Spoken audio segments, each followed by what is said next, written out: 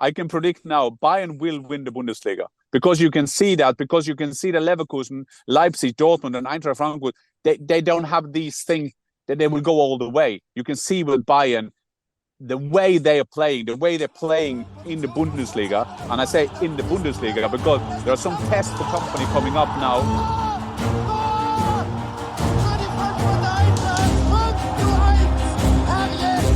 Hi and welcome to the Fußball channel. I'm your host Markus Fjørtoft and joined by Jan Fjørtoft, enjoying one of those good old Mondays in November, Dad, from England to Norway, and some complications to follow. Put in perspective for anyone who might feel sorry for themselves on a Monday. Tell us a bit about your route and why you're sitting in a car doing this podcast now. Well, this is what you do call an emergency podcast because I was a bit late into Oslo. That happened. And I couldn't get home before I have another appointment. So then we decided just to do it very unplugged. And the main thing, Marcus, is not to see, well, I can see you, but I can't see me. So in a worse light. But it was a great weekend. I did Liverpool-Brighton on Saturday. And I've been often to Anfield. I've played at Anfield. And I've heard the atmosphere there as a journalist for many, many, many years. And then as a player as well. But wow, in the second half, I think the Liverpool crowd kind of understand that. Because for the Brighton, they were so good in the first half.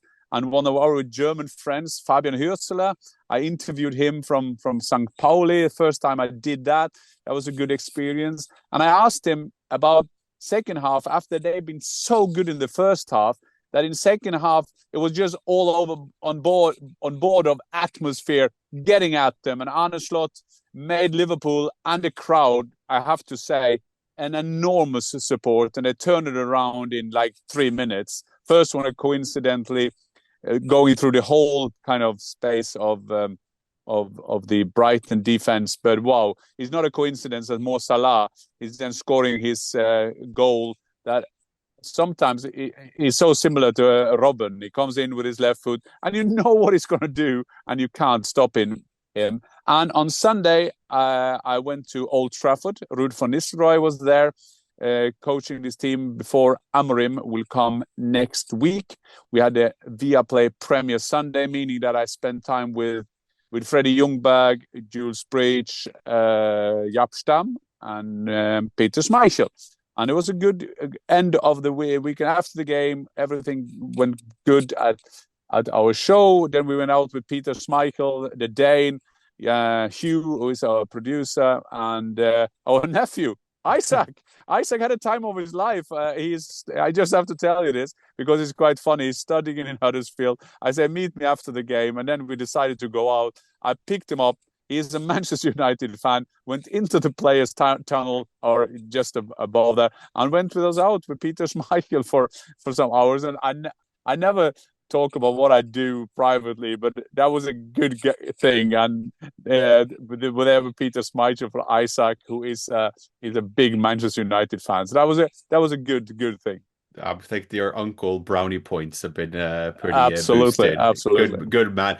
But we also had the Bundesliga, obviously, Dad, and a staggering 25 goals were scored over the course of that round, and of great credit, I'd say, to Eintracht Frankfurt, who scored 7 of those in their 7-2 win against Bochum, struggling Bochum, and we'll get to that very shortly in terms of who they're bringing in to see who can get them out and provide a miracle in sorts for what seems like a very much a doomed Bochum team this Bundesliga season. But Dad, let's talk about Eintracht Frankfurt, because we have a team on our hands now, which on one hand, you want to just enjoy while they're there, because we've discussed the Eintracht model and how they recruit and how that started with Markus Krösche, obviously sporting director, and how well they've done. And we'll point to those numbers shortly as well. But wow, and history was made for Eintracht Frankfurt. It's the youngest team in the Bundesliga, but it was only the third time in Bundesliga history that you had 4 players below the age of 23 to score a goal. The average age for this Eintracht Frankfurt team, 24.79 years old. It's a bit younger than Stuttgart's at 24.88. But the point being, for these players that scored, we have Eketike, We have Knauf, we have Brown, we have Schön Öztürk, who scored his first Bundesliga goal. It is an extremely exciting Eintracht Frankfurt team we have at our hands, isn't it? Yeah, absolutely. And just to go through the game, they were 4-0 up, weren't they? And there was 4-1, 4-2. And everybody, I know, because there was two things this week, three things. I'm a big fan of Lillestrøm in Norway. They were losing at home. They can get relegated. Then I had Max Verstappen, and I won't say anything about that to you because I know you still have the. No, I'm sure. I made my peace. You made your peace, and I mean the race you had this weekend, fantastic. And I had a half eye on that and half eye on the game where I was at Old Trafford. But then, of course, Eintracht Frankfurt, because Eintracht Frankfurt. Remember, I visited them. We were talking about a new season, and Dino Topmüller, a bit criticized after last season. Yeah, you're sixth in the league, but you don't entertain us. But wow, was that entertaining this weekend? They were 4-0 up, 4-1, 4-2, and we all think, no, don't give us one of those that they will write about in 10 years' time. Remember that time we were 4-0 up, and it was 4-4. But not only were the players young, they were, the outfield players. If you take away Kevin Trapp, is even lower. Kevin Trapp, the captain in goal, he's getting a bit of age. But the way they scored, it was through enthusiastic way of playing. The goals were like they were in training sessions. I mean, the one of the goals, they were chick chick chick. Oh, that was a good sound for it. Just went through. Yes, Bochum is not the standard at the moment, unfortunately for the Bochum fans. But the way Eintracht played in this game, wow, was that entertaining! There was speed, energy, enthusiasm, youth.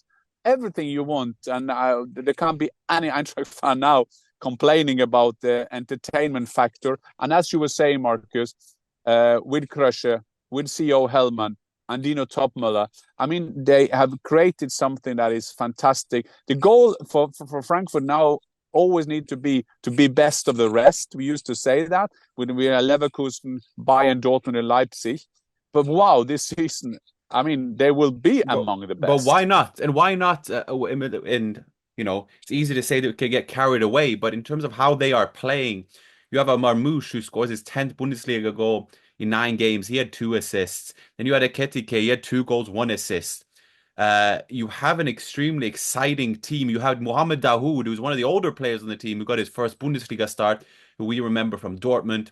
Brighton, who had a fantastic game, got himself a goal as well. And just to back this up in terms of the recruitment model, Dad, because the outgoing finance director for Eintracht, he put forward the final numbers before he left. And from the 2020-2021 season, and this is based off, by the way, analysis, prognosis established internally at that, based off player value, how old the players are, how much many years left on their contract they have. In 2020-2021, their squad was valued at 73 million euros. Now it's worth 300 million euros. And a popular model is obviously to buy low and sell high, and every club wants to do that. But then there are those that actually are able to produce those type of numbers.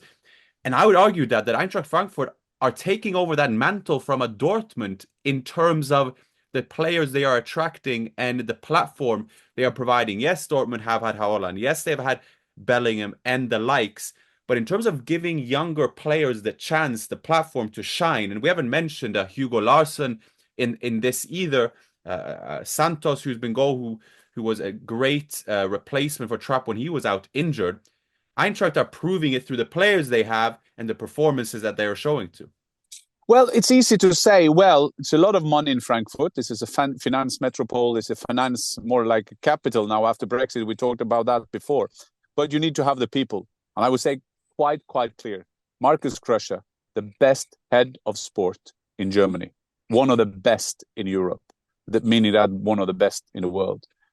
The CEO, Axel Hellmann, one of the best CEOs in Germany, maybe in Europe, maybe in the rest of the world. And I'm saying that quite clear because you have to see where Frankfurt coming from. I'm not going back to my days.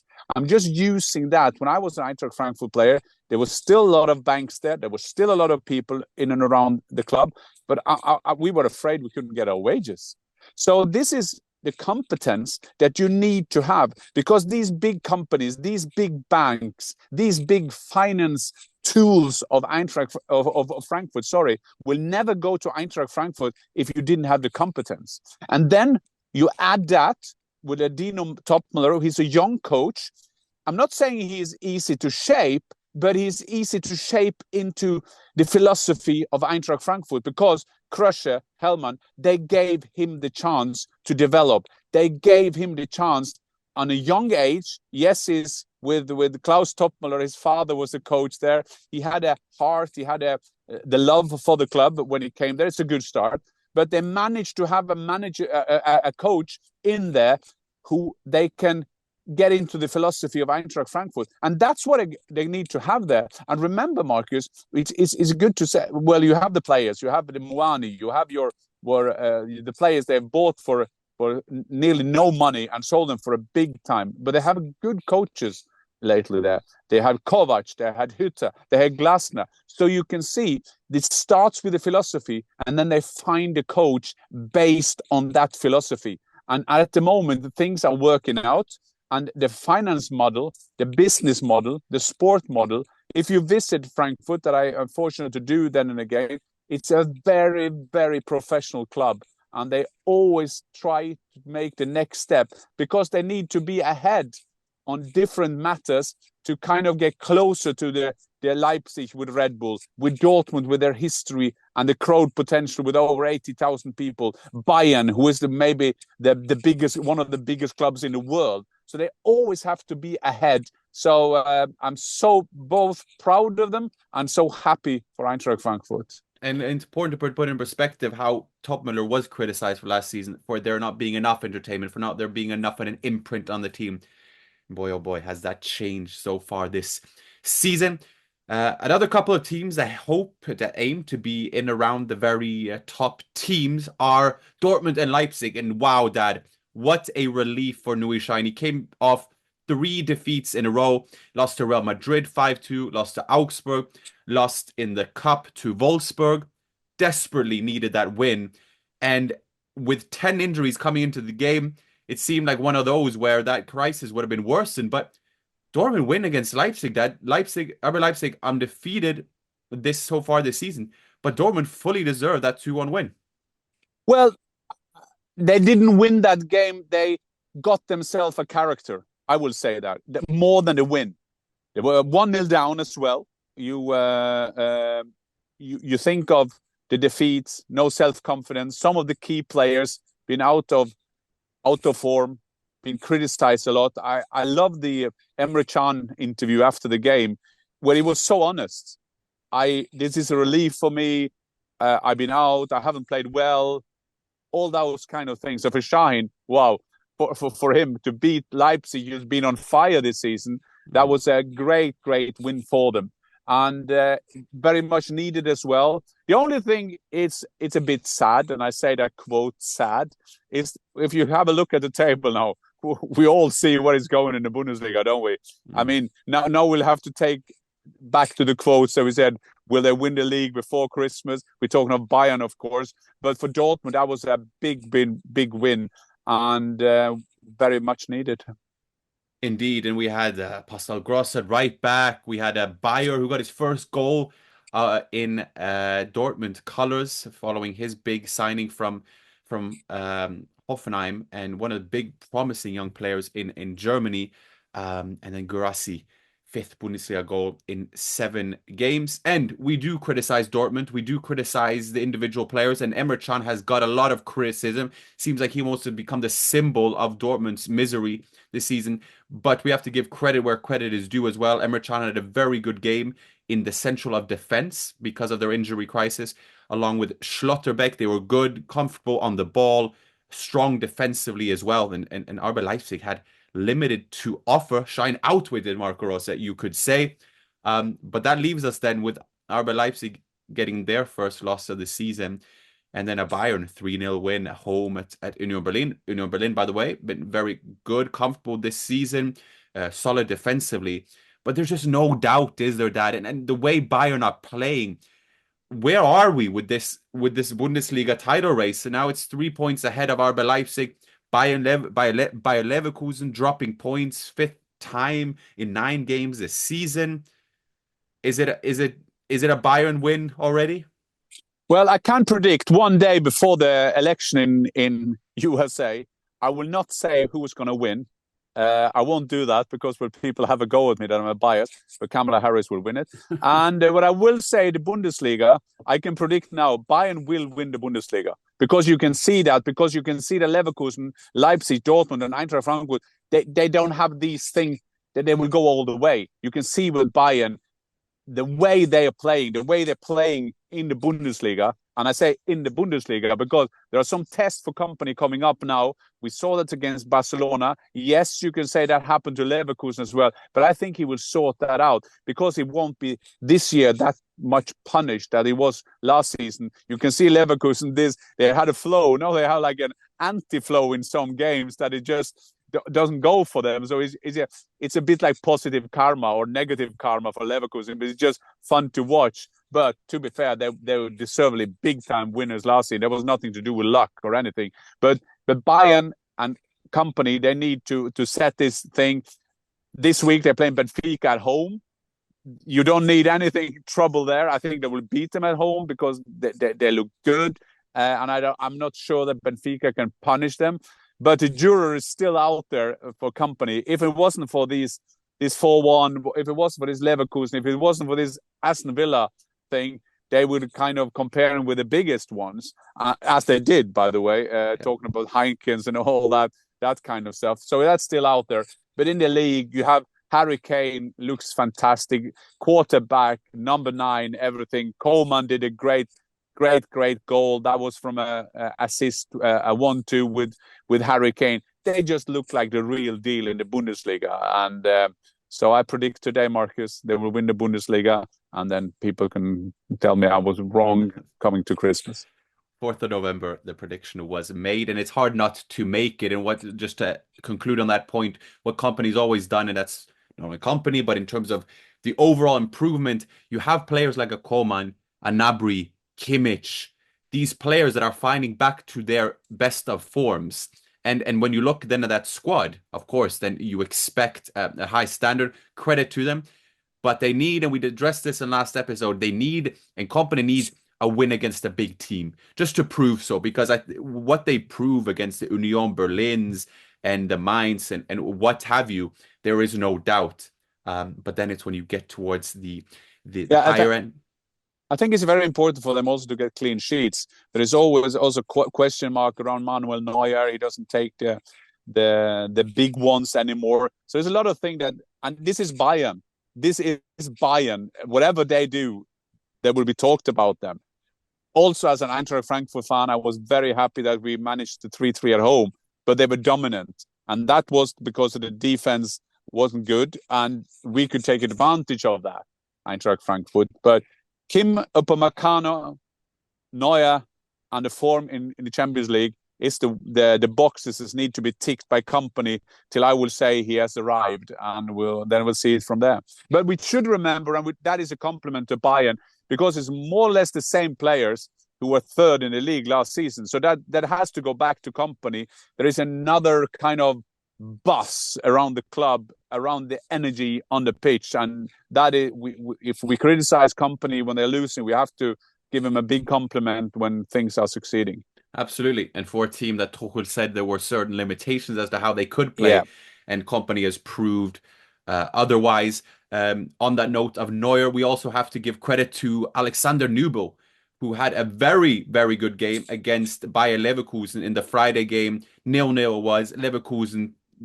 If there was a team that deserved to win, it certainly was them. But Alexander Nübel had a great game, and it was important for him that because of Ter Stegen's injury, Neuer's retirement, in terms of fighting for being Germany's number 1. You have Baumann at Hoffenheim, who he is fighting for that spot with. And I think it's leaned towards Baumann, perhaps, in terms of that battle. So it was important for Nübel to have that game, the inevitable replacement for Neuer. And the question that remains is when that replacement happens. Yeah, and I think you're right. It's all about timing. It's all about timing for the national team, but also Neuer is struggling a bit. They were saying that it's just a formality that he will extend his contract with 1 year. Then there is some doubters in there. Maybe he's too old. Let's not wait too long for Nübel. And then Nübel needed that kind of game. And to be fair, if anybody told us that it would be 0-0 between Leverkusen and Stuttgart, I mean, of all results I would have tipped, that was not one of them, because they are goal-scoring, entertaining teams, match winners in all kind of areas. But there was an injury, wasn't there, for the young kid? For Leverkusen or for Stuttgart? Leveling. I'm always leveling. Yes, leveling within 3 minutes. Correct. Yeah, yes. So he was out there. That is bad news, because it's ending up now with Stuttgart being the main producer for Nagelsmann to get players in there, which is amazing when you think of the players they've sold. And Sebastian Hoeneß doesn't have the same kind of platform to build on like everybody else. Just says a lot about Sebastian Hoeneß, and I think he will be destined for one of the big jobs. No disrespect to Stuttgart, it's a great club, but if that been in England or whatever, because he got a great reputation and German coaches got a great reputation. But he's out, but hopefully not serious, and hopefully we'll be back soon. Indeed, and just to it's an okay point to make now, since we've discussed Leipzig, Eintracht, Bayern, and Bayer Leverkusen, is we got the German Cup draw yesterday as well, and boy, how many good games we have in our hands. But mainly, we have Bayern against Bayer Leverkusen in the cup, and we have RB Leipzig against Eintracht in the round of 16, just to mention that. We go ahead now to, let's call it the less glamorous games as such, but mention nonetheless, we have a rather unsensational draw between Wolfsburg and Augsburg that didn't help really any team down there. Wolfsburg still looking for their first home win of the season. We had a very boring game, if I'm going to be perfectly honest, between Freiburg and Mainz, 0-0. We had then, to a bit more goals, where we had Hoffenheim getting beat at home to St. Pauli, and St. Pauli suddenly find themselves in a safe spot. Hoffenheim struggling with St. Pauli getting their win away. A strong win. It's coming as well. They proved themselves solid at times. And then we also need to congratulate Holstein Kiel on their first Bundesliga win in the club's history. 1-0. They beat Heidenheim following a very strong defensive performance. Patrick Eras scoring the winner. And then we also have I believe the last game would be the Gladbach-Bremen game. Gladbach beating Bremen 4-1. Man of the match, Tim Kleindienst, the new Fulkrug, if you like.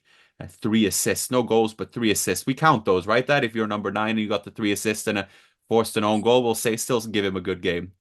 Didn't used to. In my time, they didn't count assists. That is something that came with stats and with fantasy league. Yeah. And fair enough. You live and die by guys who can do your great assists, and it's always my go-to argument when I played in the national team.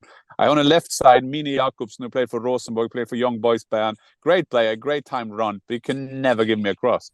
He always said that I'd never played him, but I have on my record that I made at least 2 assists for him. I can't remember any assist that he gave me. And on the other side was Jostein Flo, fantastic header, great footballer, but I would not many crosses. But he was heading the ball to me. So now assist is good, and I think that is also good when you see a Mamouche. She will always end up with have assists. So will Harry Kane, and so on and so on. I think that is something about your credibility in the group, because as a striker you always are single-minded to get your goals.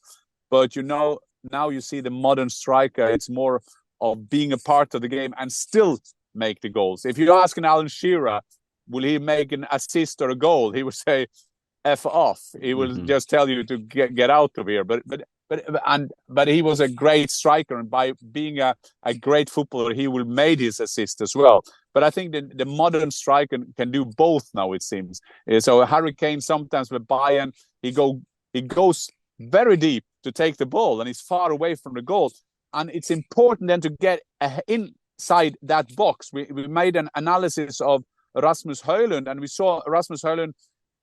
We did that in the last round. I was sitting in the studio. Too often he will go down, keep the ball well, but it takes him too long to get ahead of the in the box, and there were games there where goals just hanging around, but he didn't manage to come from deep to get up. So you need to have both, and then I would say you are a defender, but I would always say that's why the attacking part is the hardest thing. Indeed. I watched Tim Klein this season. He's good. He might just be Germany's number 9 going forward. Have a look at him if you see him. He's a little bit of that old school, while also providing the assist, as you said. We're getting towards the end here, Dad. We just need to mention that Bochum have got themselves a new coach. We mentioned this in the beginning of the episode. And for me, Dieter Hecking is this name that sounds like this old school German manager who seems to have been around for the longest of time, which he has, to be fair. I thought he would be older than 60 years old, but he has a rather decent managerial career. He was named Manager of the Year in Germany in 2015. Won the cup with Wolfsburg. Didn't we go to that cup final together? That's what I was thinking, because that was Klopp's last game, wasn't it? Yeah, I think it was Dieter Hecking winning, and we were there as right. father and son experience. Dieter Hecking has been around. He's one of those, like you're saying, like Funkel, who has been always around, or Hoop Stevens. They will kind of get him out of there when it goes get tough. I had one of the best of that, Jörg Berger, when we saved our position back in the days in '99. So I think it's a safe bet, because he knows. I mean, when you're struggling, if Titanic is on his way down, you don't call a guy that is his first job as a captain. You want someone who knows the deal. I'm with you. His career is gone a bit down after those nominations, after those awards that he got. But I always liked him. He is very knowledgeable.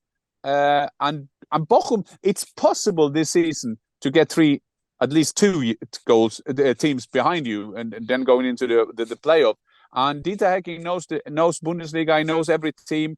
He's an intelligent guy. He's been following the Bundesliga quite accurate. So I think that this is a quite good signing for a Bochum team that hasn't seemed like the old Bochum. And I would say the old Bochum was fighting for every goal against, knew which position they were in, managed to stay away from the relegation. So yeah, this is a good signing for them, I think.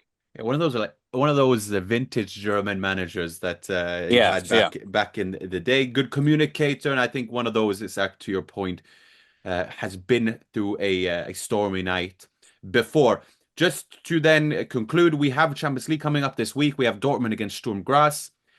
Tomorrow, we have Liverpool against Leverkusen, which is a game I think we all look forward to for different reasons. Xabi Alonso obviously going back to Liverpool. Leverkusen proved themselves strong in Europe.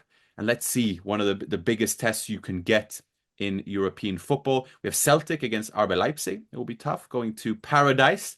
And then we have Bayern against Benfica. And we have Stuttgart against Atalanta for a full... Atalanta winning 3-0 away in Napoli. So a great win, Marcus. But as you were saying, some very interesting games also for Celtic to get a bit of self-confidence again after, hammered at Dortmund, wasn't it? Hammered there, so they need to get something back. And I've never played a Celtic, and you have, and that is a great. Yeah, bench. That's the closest. That's my only thing. Yeah, it's I got Ibrox. Closer to me. I got Ibrox. Yeah, you have Ibrox. I was there, but you played Celtic. I haven't even. Yeah, played Celtic. Played Celtic. Yeah, at home. I know that. Ross lost 1-0, didn't you? Lost 1-0. Yeah, I remember that game. But yeah, it's a great and something of these results you will probably listen to when you listen to this podcast when these games are gone. But a fantastic week. I'm a bit.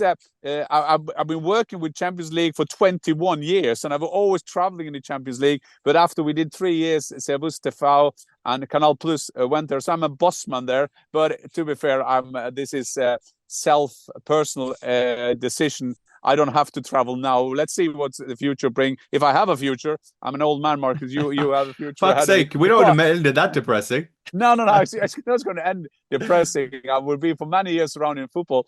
But it's a bit like when Leverkusen, I knew that I would be there. I would be there that fantastic night at Anfield, seeing Alonso coming back. He will have a fantastic welcome. Well, he can choose from Real Madrid. He can maybe go... One day will be a Liverpool coach. Bayern once in the future, and they're talking about him coming after Guardiola at City whenever that will be. So I guess talking about the future, I must admit this is not even depressing to say. Xabi Alonso got a better future in terms of football than me. So yeah, let's end there, Marcus, before I go into the total depression. Well, with that, we will, with those inspiring words, we will say our goodbyes, our Auf Wiedersehens, and we'll be back, obviously, with an action-packed week to conclude the Bundesliga round and with videos of plenty over the course of the week. And please don't forget, if you're with us now, to like, subscribe, comment. We obviously appreciate that, and to see you engage. So please do. But for now, Auf Wiedersehen. Auf Wiedersehen is, and like Marcus is saying, great, inspiring to get your feedback, and a lot of the things that you want us to talk about, we listen to that, and we see always different concept that we can do, and maybe this week we can take one outside the car as well. So Auf Wiedersehen.